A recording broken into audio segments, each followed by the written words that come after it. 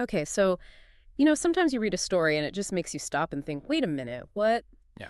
And this is one of those stories for me. We're looking into Mahmoud Khalil and Badar Khan Suri, and, right off the bat, this isn't your typical illegal immigration situation.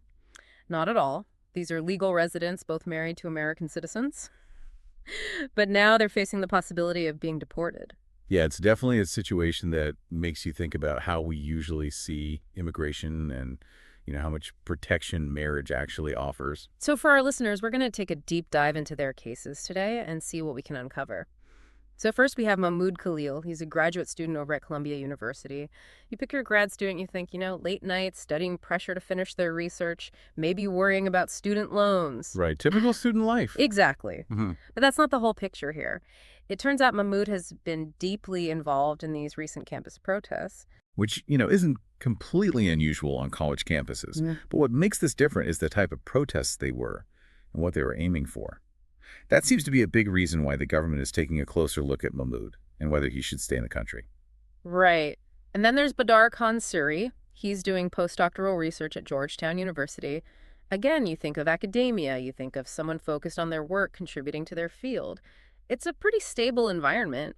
But here's the thing. The Department of Homeland Security is accusing him of supporting Hamas. Wow. And if you don't know, Hamas is recognized by the U.S. government as a terrorist organization.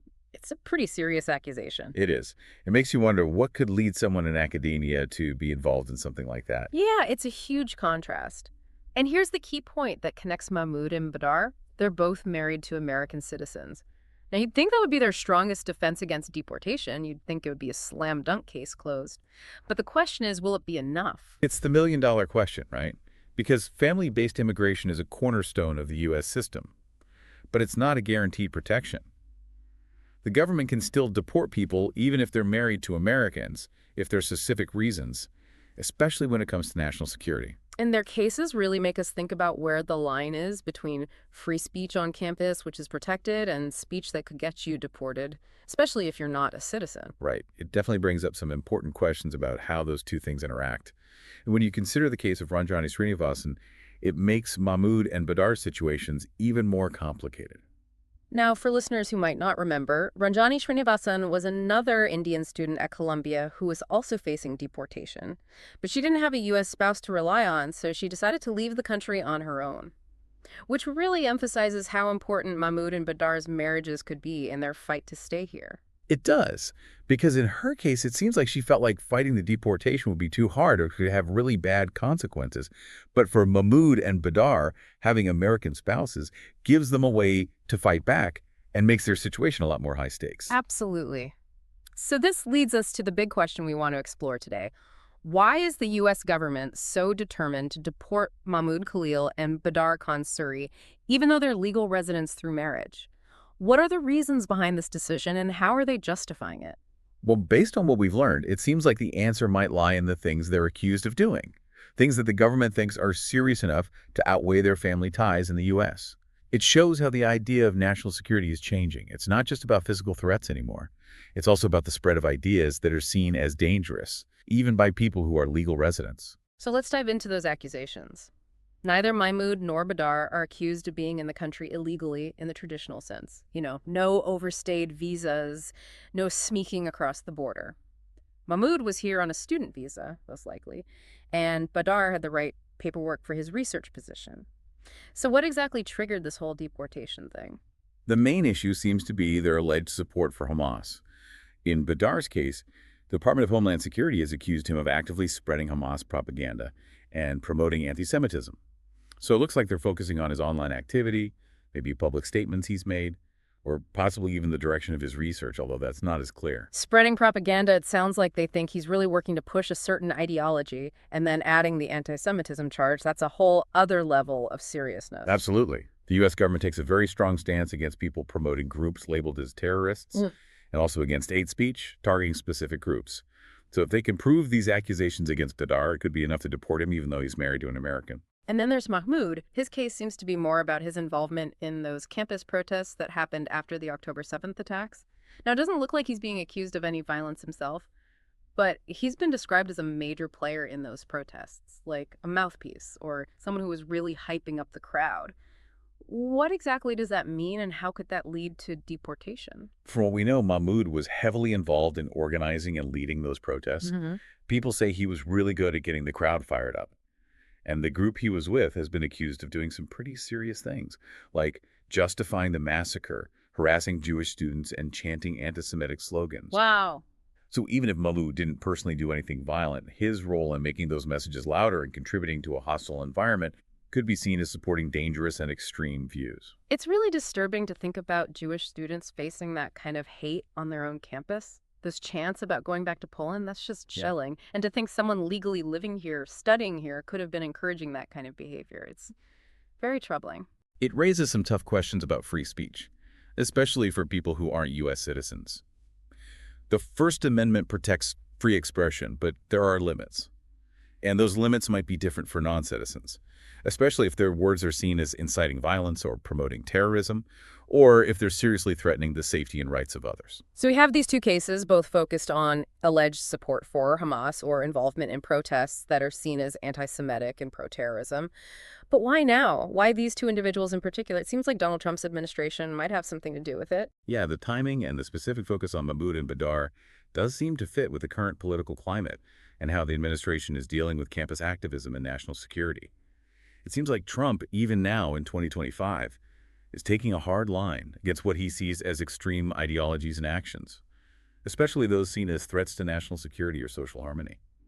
So these cases could be a way to set an example of how the government balances family-based immigration with worries about national security, and whether legal residents can be punished for engaging in activities that are seen as harmful. So it's like a test case to see if being married to an American is really enough to protect you from deportation if these kinds of serious accusations are made. That's a really important point. It could set a precedent for how immigration law handles situations where national security is a concern. It forces us to rethink how those two parts of the law work together and which one is given more weight. And there's also the message it sends to other campus activists. It's like a warning shot saying, if you cross a certain line, there will be serious consequences. It seems like the government is trying to stop similar actions from happening by making these deportations a very public example. Yeah, it's a way of discouraging certain types of speech and association, particularly within the context of protests. It's saying that these things won't be tolerated and that even legal residents could be deported for doing them. Right. And one thing that really stands out in all of this is how the pro-Palestine movement has become so big on campuses. It's almost like it's overtaken other causes. The keffiyeh has become a huge symbol, almost like a uniform in some cases. It shows just how widespread and intense these demonstrations have become. Definitely. The increased visibility and intensity of these protests since the October 7th attacks has definitely caught the attention of the public and the government.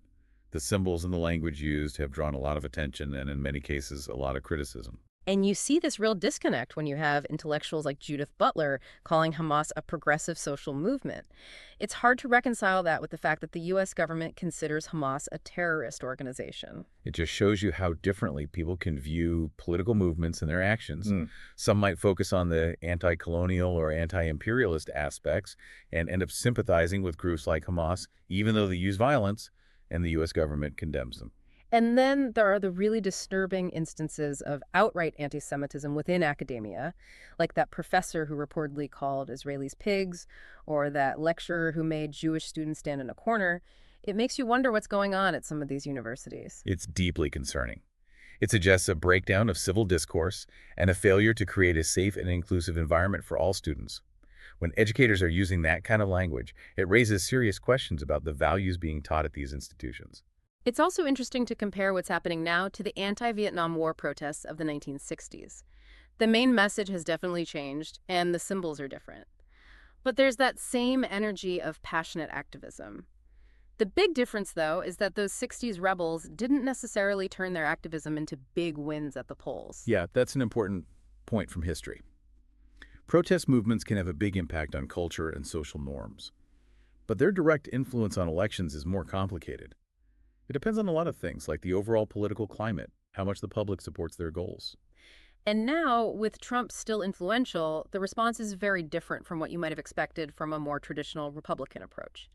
Instead of calling for dialogue or a more nuanced approach, there's a real push for action, using law enforcement and the legal system to deal with these protests and the people involved. This MAGA movement definitely represents a more assertive and less forgiving way of dealing with dissent, especially when it's seen as a challenge to core American values and interests. It emphasizes law and order and takes a more confrontational stance against groups that are seen as hostile. So as of today, March 27, 2025, the future for Mahmoud and Badar is still uncertain. Their marriages to American citizens are a big factor in their favor, legally speaking. But the seriousness of the accusations against them and the political will to act on those accusations create a very strong counterforce. The core tension here is balancing individual rights like free speech and the right to family unity with the government's responsibility to protect national security and public safety. There are no easy answers, and the outcomes of these cases will likely have a big impact. Yeah, their situations really do feel like a microcosm of so many important debates happening right now. The limits of campus protests, the true meaning of free speech, how we define anti-Semitism today, and ultimately how we balance national security with individual liberties. Exactly. They highlight many of the most controversial issues shaping America right now. They make us face tough questions about who belongs, what's acceptable to say, and how we deal with the complex interaction of our core values. And when you think about the history of protest movements, it makes you wonder what the long-term impact of this current wave of activism will be. Will it fade away, or will it leave a lasting mark on American society and politics? The way symbols are being used and the intensity surrounding this issue, it definitely feels like something significant is happening. It's hard to say what the ultimate impact will be, but the level of engagement we're seeing and the fact that these protests are happening all over the world suggest that this could be a turning point. The adoption of specific symbols and slogans also indicates a shared identity and a more interconnected form of activism compared to the past. And then there's the political side of things, with the Trump administration taking a strong stance and sending a clear message, not just to Mahmoud and Badar, but to the whole protest movement. It's a real shift from what we might have seen from the Republican Party in the past. This reflects a broader trend in conservative politics, of focusing on law and order and taking a more forceful approach against perceived threats to national security and social order. It often involves choosing decisive action over more diplomatic or understanding methods. So when we look at all the complexities of Mahmoud and Badar's cases, Yeah. the conflict between their rights as legal residents and the serious accusations against them, the government's focus on national security, the backdrop of intense campus activism and strong political ideologies, it all makes you think about a really important question.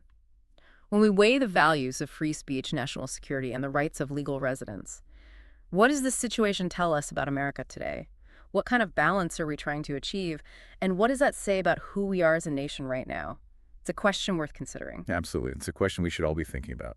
Well, that's all the time we have for today. I hope you'll join us next time for another deep dive. Until then. Badar.